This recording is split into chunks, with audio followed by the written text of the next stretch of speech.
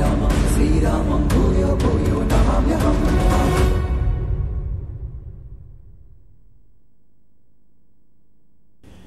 নমস্কার, সকলকে স্বাগত জানিয়ে শুরু করছি জীবনের আলো অনুষ্ঠান। দেখুন, আমাদের দৈনন্দিন জীবনের বিভিন্ন ধরনের সমস্যা জীবনে আসে। এই সমস্যার মোকাবেলার ক্ষেত্রে কিছু কিছু গ্রহ নক্ষত্র অবশ্যই কার্যকরী ভূমিকা নেয়। তার মধ্যে আপনার লগ্নপতির অবস্থান, লগ্নপতির গুরুত্ব কিন্তু খুব গুরুত্বপূর্ণ রয়েছে। আর তারপরে চন্দ্রের অধিপতি অর্থাৎ আপনার রাশির যে অধিপতি রয়েছে তার কিন্তু গুরুত্ব রয়েছে। এবং তার সঙ্গে সঙ্গে আপনার যে চন্দ্র গ্রহটা রয়েছে সেই চন্দ্র গ্রহের গুরুত্ব রয়েছে। এই চন্দ্রগ্রহ আপনার জীবনকে বিভিন্নভাবে প্রভাবিত করে। আমি অন্যান্য গ্রহ তো প্রভাবিত করে, তাছাড়া চন্দ্রগ্রহের প্রভাব আপনার জীবনে অনেক অনেক বেশি। এবং এই চন্দ্র যদি পীড়িত হয়ে যায় আপনার জীবনে, তাহলে দেখবেন যে অকারণে ডিপ্রেশনে ভুগছেন, অকারণে দেখবেন যে আপনি যে কান্নাকাটি করছেন, অকারণে দেখবেন যে কোনো না কোনো অপমানিত হচ্ছেন, অকারণে আপনারকে ভুল বুঝছে মানুষ, অকারণে আপনার ক্ষেত্রে দেখবেন যে একটা সুইসাইড করার একটা টেন্ডেন্সি আপনার মধ্যে কাজ করছে। এগুলো চন্দ্রের প্রভাবে হয়। চন্দ্র যদি নেগেটিভ হয়, চন্দ্র কখন নেগেটিভ হয়? চন্দ্র যখন অশুভ এবং নিচস্থ রাহু কানেক্টেড হয় এবং সেই রাহুর যখন দশা চলে, তখন এই চন্দ্র ভীষণভাবে নেগেটিভ ফল দেয় এবং এই বিভিন্ন ধরনের দুশ্চিন্তা, বিভিন্ন ধরনের কুমতলব, বিভিন্ন ধরনের কিন্তু দেখা গেল যে সমাজের ক্ষেত্রে বিপদদায়ক এই ধরনের কিছু চিন্তা ভাবনা, অ্যাক্টিভিটি আপনার মধ্যে কাজ করে। এগুলো চন্দ্রের কারণে হয়। এবং তার সঙ্গে সঙ্গে চন্দ্র যদি শনিযুক্ত হয়, আমরা বলি বিষযোগ, তাহলে শনিযুক্ত হলে আপনার মধ্যে ডিপ্রেশন, সবসময় একটা দুশ্চিন্তা থেকেই যাবে। মানুষকে আপনি বিশ্বাস করতে পারবেন না সহজে, এবং এই বিশ্বাসের জায়গা আপনার ক্ষেত্রে সমস্যা থাকার জন্য অনেক মানুষের থেকে আপনি দূরে সরে যাবেন। এবং কোনো কোনো সময় চন্দ্র যদি নেগেটিভ ফল দেয়, তাহলে দেখবেন যে আপনার ক্ষেত্রে শনি দ্বারা পীড়িত হয়ে যায় শনি চন্দ্র, তাহলে কিন্তু আপনি দেখবেন যে আপনার খুব কাছের মানুষ তারা আপনাকে ভুল বুঝছে, বা আপনি আপনার কাছের মানুষের সঙ্গে ভুল বোঝাবুঝির জায়গা তৈরি করছেন। সেখানে অকারণে দেখবেন যে আপনাদের মধ্যে মতবিরোধ তৈরি হবে এবং সম্পর্কটা তিক্ততা জায়গায় তৈরি হয়ে যাবে। এটা চন্দ্রের কারণে হয়। চন্দ্রর কারণে অনেক সময় দেখবেন যে চন্দ্র যদি নেগেটিভ হয়ে যায়, আপনার মধ্যে অলসতা তৈরি করবে।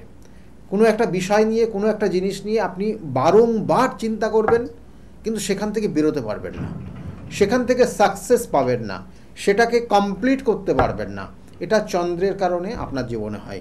চন্দ্র আপনার ক্ষেত্রে এমনটাই প্রভাবিত করতে পারে, সেক্ষেত্রে দেখা হলো আপনার প্রয়োজন আপনার সোজা চলা বা আপনার ডান দিকে চলা, কিন্তু আপনি ডান দিকে বা সোজা না গিয়ে আপনি বাঁ দিকে চলতে যাবেন, বা আপনি ব্যাক ক্যালকুলেশন অর্থাৎ আপনি পিছনে চলতে যাবেন।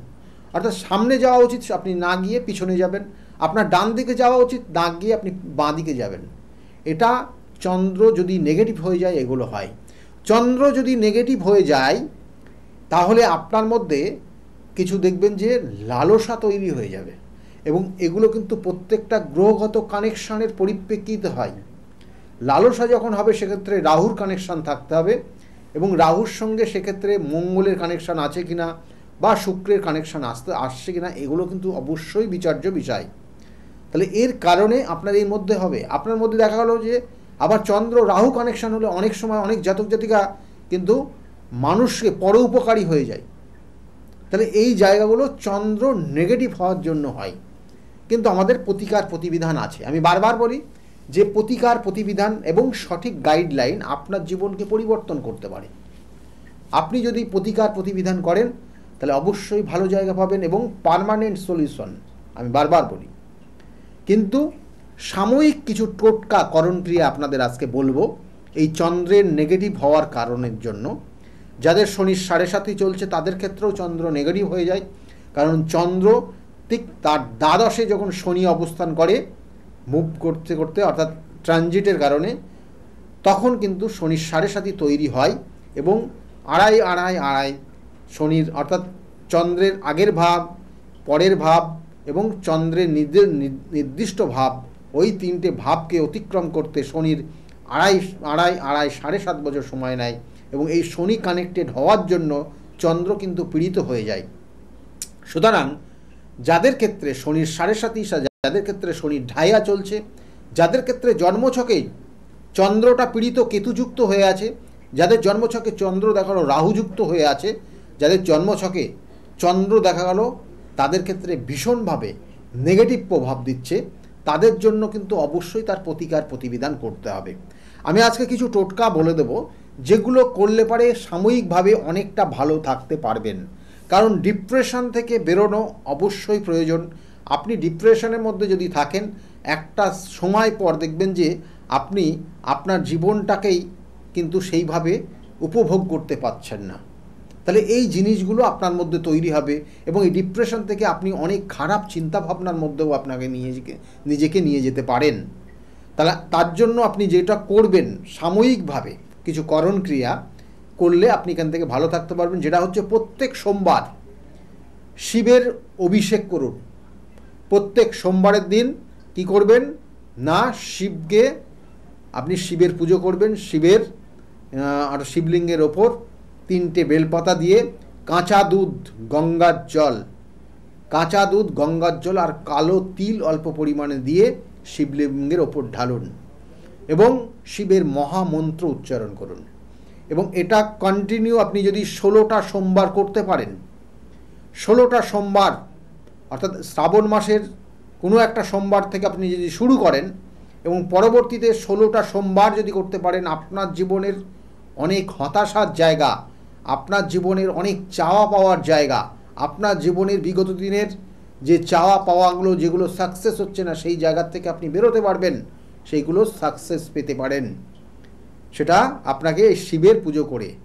বাড়ির প্রধান দরজা, যাদের এই ধরনের সমস্যা আছে, তারা বাড়ির প্রধান দরজা, যেটা মেন গেট বলা হয়, সেই মেন গেটের উপরে আপনাকে চন্দ্র অর্থাৎ একটা রূপোর চাঁদের আকৃতি নেবেন। অর্থাৎ দ্বিতীয়া বা তৃতীয়ার যে চাঁদের যে আপনি দেখতে পান, যে চাঁদটা যেমন দেখতে পান যে ধরনের, ঠিক ওই ধরনের ছোট করে রূপো দিয়ে বানিয়ে নিয়ে আসবেন স্বর্ণকারের দোকান থেকে, দিয়ে আপনি আপনার ঠিক মেন গেটের সামনে, মেন গেটের ঠিক উপরে মাথার ওপর ঝুলিয়ে দেবেন ওটা, বা ওখানে কোনো রকমের কোনো কিছু দিয়ে আপনি গিয়ে ওখানে ওটাকে লাগিয়ে রাখবেন। তাতে আপনার ক্ষেত্রে যখন আপনি বাইরে বেরোবেন তখন সেই দিকে লক্ষ্য রেখে দেখে দর্শন করে আপনি তারপরে বাইরে যাবেন, তাতে আপনার ক্ষেত্রে উন্নতি হবে। এবং তার সঙ্গে সঙ্গে বলা হচ্ছে যে শিবের অভিষেক যেমন 16টা বললাম, এবং ওই দিন সোমবার করে অবশ্যই নিরামিষ আহারও কিন্তু অবশ্যই আপনাকে করতে হবে। এর সঙ্গে সঙ্গে বলছে যে আপনার যাদের ক্ষেত্রে চন্দ্র খুব পীড়িত আছে, জল দান করুন, মানুষকে জল দান করুন। যেটা চৈত্র মাসে বা জল খুব ক্রাইসিস অবস্থা, তখন আপনি জল দান করতে পারেন, বা জলের জন্য কোনো অর্থ কাউকে আপনি দিলেন, সেটাও করতে পারেন। কোনো দেখা গেল দুস্থ মানুষ, তাকে আপনি জল কিনে দিতে পারেন। তাহলেও কিন্তু আপনার ক্ষেত্রে চন্দ্রটা অনেকটা পাওয়ারফুল জায়গায় তৈরি হবে। চন্দ্র যাদের খুব পীড়িত, তাদের ক্ষেত্রে আর একটা জিনিস বলবো, যে কোনো অবিবাহিত মেয়ে, অবিবাহিত কোনো বালিকা, বিশেষ করে যাদের 19 বছরের মধ্যে বয়স, অর্থাৎ এখানে এই অবিবাহিত বালিকাদের উদ্দেশ্যে আপনি যদি কিছু তাদেরকে খাবার এবং কোনো ব্যবহারের জিনিস দান করতে পারেন, তাহলে কিন্তু চন্দ্র আপনার থেকে, চন্দ্রের প্রভাব অনেক গুণ আপনার ক্ষেত্রে পজিটিভ দেবে। আপনি এটা করতে পারেন 19 বছরের মধ্যে, এবং বয়স এই রকম কোনো বালিকাকে আপনি কিন্তু কোনো কিছু জিনিস গিফট বা কোনো খাবার জিনিস দান করতে পারেন, গিফট করতে পারেন। এই জিনিসগুলো করলে আপনার ক্ষেত্রে চন্দ্র বেশ পাওয়ারফুল জায়গা তৈরি হবে। একটা শঙ্খ নেবেন, শঙ্খ, যদি যাদের ক্ষেত্রে চন্দ্র খুব পীড়িত হয়ে গেছে, শনির 7.5 চলছে, এদের ক্ষেত্রেও বলবো যে দক্ষিণাবর্ত শঙ্খ, সেই শঙ্খ নিয়ে তার মধ্যে 21টা কিন্তু চাল আপনি দিয়ে 21টা চাল দেবেন এবং চালটা দিয়ে ওটাকে একটা সাদা কাপড়ে বাঁধবেন, বেঁধে আপনি ঠাকুরের স্থানে রেখে দেবেন, তাদের ক্ষেত্রে অনেক শুভ।